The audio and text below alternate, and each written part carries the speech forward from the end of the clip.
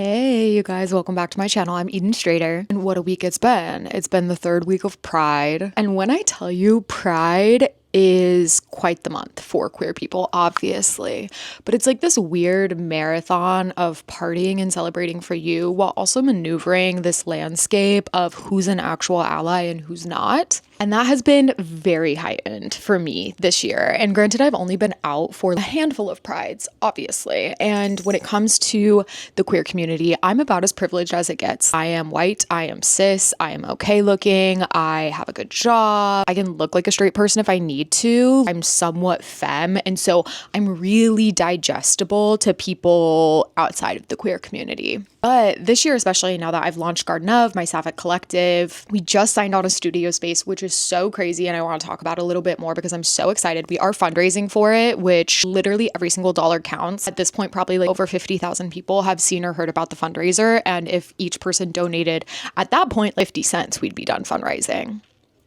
Something to think about. But this year, obviously, launched Garden of, like I said. Now we've signed on the studio. I've gotten more into content creation. And I'm just putting myself in spaces that I normally don't. I've really broken out of the wedding industry, which is where I've spent the last 10 years. And so I've been getting a lot of exposure to very different ways of life. This is also my first Pride in Chicago. And it's just been very interesting, honestly. And I have never fundraised before. I have always tried to pull myself up by my bootstraps and find the money myself. I don't come from money, don't come from wealth, do not have a trust fund. My life would be a lot easier if I did. But there's literally no way for me to get the studio off the ground. I had enough money to actually sign for it and pay the first month's rent. However, it's 1,000 square feet. I need to furnish that. I want this space to serve as an art and community center for Sapphic people and queer people in Chicago. So I want there to be a co-working element, which means that I need enough seats for 40 people. I need tables to seat those people. I need a living room area for people to come and relax. I need a projector to do movie nights and presentations. I need there to be space for people to come and sell things if we do vendor markets. It's got to serve a lot of purposes, and I really want it to be this all-encompassing third space for queer people, and that costs a lot of money to furnish a 1,000 square feet building and that capacity. And so I started this fundraiser, right? And it's been so overwhelming. And I'm so grateful to see how the queer community has shown up for this and how much they've shown up for each other, right? This is an investment in themselves and in their own community. And for that, I'm so grateful, especially in a time where queer people are facing a lot of hardship. A lot of the queer community is getting their rights stripped away. The ones that haven't yet, it is coming for us. And that is not to say that we are the only community struggling. We are not at all. And let me be clear, I, again, sit on so much privilege. I am speaking as a queer person. I have no right to speak on anything else, but let's also go ahead and acknowledge what our current administration is doing, what ICE is doing, what is happening in Palestine. It's tough out there for everyone right now. Because I am part of the queer community, and that's the community that I actively take part of in my day-to-day life. That's the one I choose to speak on the most in terms of sharing my own thoughts and opinions. And anyway, it's been really beautiful to see how everyone's come up to really support each other and to invest in this space that either they're going to take place in or they want other people to take place in, right? It's been like queer people in and out of Chicago. So like queer people that are just supporting other queer people. And that is where the majority of the fundraising has come from. And I come from Utah. I grew up Mormon. So I've lived a lot of different lives. I know a lot of people, honestly, and I'm very extroverted. I like putting myself out there. I've always been self-employed. And so I've been talking about the fundraiser on all of my platforms, even my personal Facebook that I never get on, presenting, right, these other aspects of the community and these other people that talk about allyship with the opportunity to put their money where their mouth is and actually help with a community project. And what do you know? No bites. Just kidding. No bites is dramatic, but very few bites. Very few people have even shared it that are outside of the community or close friends and family. And it has been really interesting to see. And then this week, I also got invited to a corporate pride event for one of the biggest corporations in the world. There's not a single person watching this video, nor a single person that I know that doesn't know of this corporation. I won't be saying their name because the people that put it on were amazing. Of course, they were part of the queer community, lifting up the queer community. But we go to this giant corporation, right? They brought in 3 different queer vendors to sell things, talk about their business, what have you. And I was like, oh my God, what an amazing opportunity. I am going to be in a room with some of the richest people in America. I cannot stress enough how big of a corporation this is. And they are like gathering to support queer people. And I figured, if anything, I'm entitled to no one's money. But in my head, I was like, 1, they could donate. That's amazing. 2, they could buy merch. And 3, they can just help us get the word out about the fundraiser. And you know what happened? Nothing. I did not make a singular dollar off donations. One gay man bought a t-shirt. The girl that invited me bought a shirt, my sweet cutie little angel baby, which, again, I said this on my TikTok, but if the people that threw the event see this, I love you guys. I adore you guys. You guys did such amazing work and you lifted so hard. This is nothing to do with you. It is everything to do with rich, privileged people that are slapping on a rainbow button or talking about how much they love gay people, but then completely ignoring gay people when it's time to actually support them. And not only would it have been discouraging enough to have spent hundreds of dollars and dozens of hours prepping for this event and earning $30 gross, not net, but there was like blatant homophobia at this event. One woman came up to us and was like, why are you guys here? And we were like, oh, we've been invited. We're queer-owned, local queer-owned businesses. They're selling things, fundraising. There's 3 of us, by the way. Like, it's not like this was like a huge market where people had to pick and choose where they wanted to spend their money. Though there was 3 of us, 3. And she was just kind of walked away, which I was like, great. And then my winner, my sweet boy, his name was Ty, obviously. I won't say his last name, but the urge, trust me, is there. He does something rude or questionable to each of the vendors and then comes to me and he's like, what is this? And I'm like, oh, I'm Eden. I own Garden of. We're Sapphic Collective. What's Sapphic?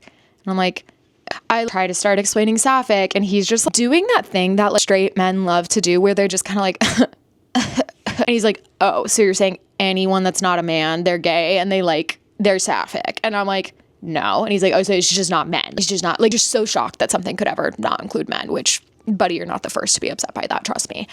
And I'm like, so no. And I'm like, this is actually after Sappho's. And I try to like explain this and he's completely ignoring me. And then one of the sweet girls that invited me to the event is like trying to hand him one of my pamphlets and is like, Eden is doing such amazing work for the community. You should look into this. This is a fundraiser. And he goes, yeah, I do not care. And kind of pushes it away.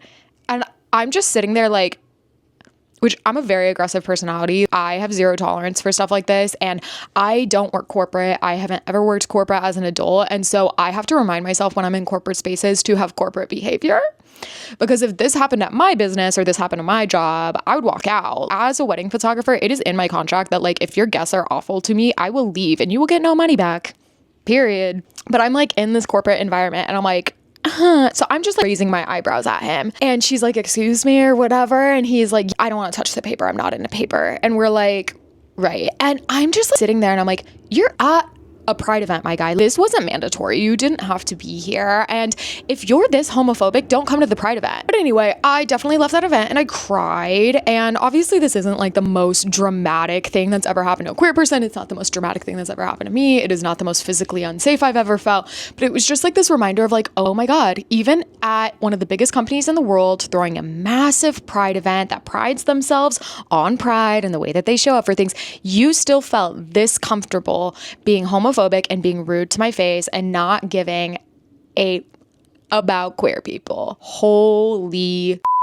it was just so upsetting. And I got home and I had seen that like Instagram post announcing the studio had reached like over 30,000 views. And so I shared out my stories just being like, hey, 1, this is so cool. Thank you for looking into it. But like 2, if each of the people that saw that post had donated $1, we'd be done fundraising. And I suddenly just got this huge influx of donations, like $1, $2, $5 from queer people. And it was just like this really big mix of emotions of, oh my gosh, queer people are so amazing at rallying and they really do care about supporting each other and donating in ways that they can and showing up in ways that they can, even if they're not doing well financially, even if it literally is a $1 donation. That's so helpful. And yet I'm in this room with millionaires and they don't care at all. Even just the amount of conversations I had with people where I was like, do you want to take a pamphlet? Like, do you want to read about our project? And they'd be like, no. And it was really dejecting. And I'm trying to remind myself, and my friends have been doing a really good job at reminding me that like, this is why this is needed. This is why it's important to show up. This is why it's important to make safe queer safe queer spaces. This is why visibility is important. And again, I rest on so much privilege. I could not be more privileged within the queer community. And I don't want bad experiences to keep me from being the visibility that we need, because I have very little to lose in these spaces. And it's important for me to show up, especially, and as sad as it is, in this digestible presence that I have. I'm the queer person that they're probably the most likely to tolerate, which is disgusting. Let me be so clear, absolutely horrendous, but it is my responsibility to use that privilege for purpose and to keep doing this. But it's just been really fascinating, and it's been a really wild pride to be having so much exposure to the queer community, putting in so much time and energy, even more than normal, and trying to get the studio off the ground, and then meeting these other people that want to be like ally, and it's like, you don't care. You literally don't care at all. You don't want the social repercussions of being homophobic, but you actually don't care about helping the queer community at all. So it's been really fascinating, and I really hope to see a change in people soon. And if you are someone that is not part of the queer community and you're watching this,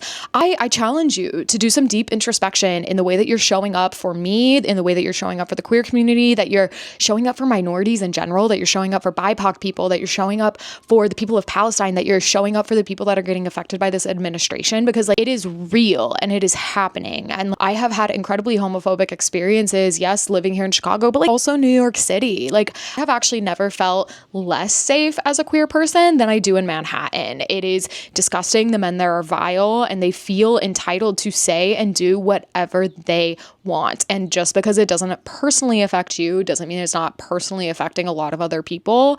And yeah, it's just been interesting. It's been really, really fascinating. It's been sad. It's been exciting. It's been motivating, all of it. And I'm really excited about our space. I get the keys in 10 days, which is so wild. Literally, can't believe it's happening. It feels very surreal.